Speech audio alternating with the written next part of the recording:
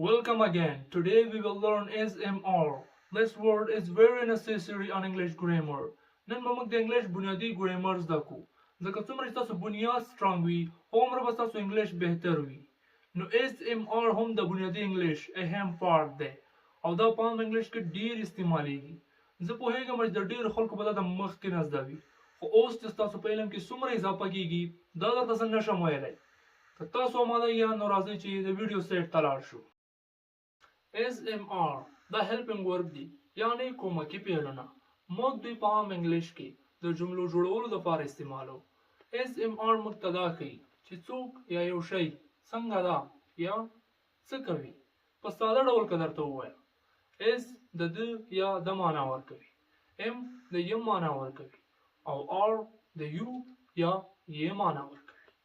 کله چې د هی شي اټ مفرد یعنی یو خبره وي نو اس استعمالو، او کله چې د وی یو ده جمع یعنی ډیرو خبره شي نو آر استعمالو، او د آی لپاره ام استعمالو. اوس راځئ چې څو اگزامپل وګورو او دا الله وپېژنو، ځکه اگزامپل سره به تاسو بالکل پوه شئ. په اس کې اگزامپل ته ګورو او اس د هی شي اټ لپاره استعمالیږي، یعنی موږ اس د هی شي اټ لپاره استعمالو. He is my friend.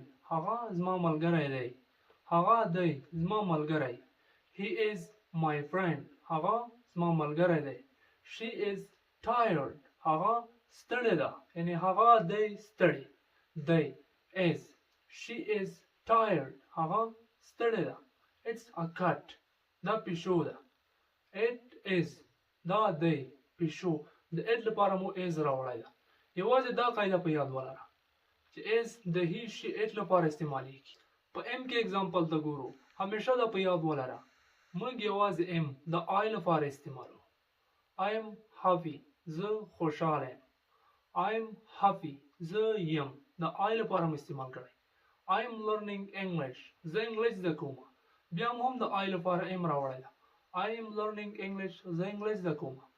I am teacher. زه ټیچر یم. د آی لپاره مې یو ځل بیا ام راوړی ده. هېڅکله داسې مه وایه I are happy. I is happy. داسې ووایه I am happy، یعنی زه خوشحاله یم. د ام لپاره آی راوړو. اوس په آر کې اگزامپل ته ګورو. د وی یو او دی لپاره موږ هر وخت آر استعمالو. موږ نه بلکې قاعده هم داسې ده چې د وی یو دی لپاره به آر استعمالوي. You are smart. ته هوښیار یې. You are ته یې، یعنی ته هوښیار یې. We are friends. موږ ملګري یو. We are friends. موږ یو ملګري. They are playing football. هغوی فوټبال لوبه کوي، یعنی هغوی فوټبال لوبوي. They are هغوی لوبه کوي د فوټبال. د دې لپاره مو آر راوړل. یوازې دا په یاد ولره چې د وی یو او دی لپاره هر وخت، یعنی دا فرض ده چې آر مې استعمالیږي. No study, no example. However, explanation.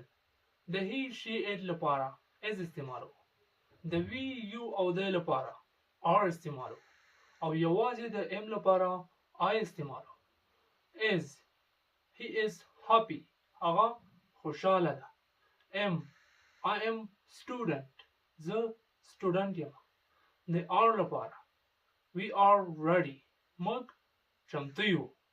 We dash boys. اوس تاسو ور دی په کمنټ سیکشن کې راځه دا خالی ځای یعنی دا جمله پوره کړئ چې دلته کوم یو ورډ سم دی. زه ستاسو جواب پته مه یم. که چېرته تاسو غواړئ چې په انګلیش باندې خبرې وکړئ، یعنی د انګلیش بنیادي ګرامر زده کړئ، په انګلیش د خبرو کولو لارې کومې دي، څنګه په فلوئنټ انګلیش خلکو سره وایو، نو زموږ دغه یوټیوب چینل ستاسو لپاره دی. همدغه چې سبسکرایب کړئ او خپل نور دوستان مو هم د یوټیوب چینل سره ملګري کړئ، یعنې هغوی سره یې شیر کړئ. ښه وخت تر بیا په لوی الله مو سپارم.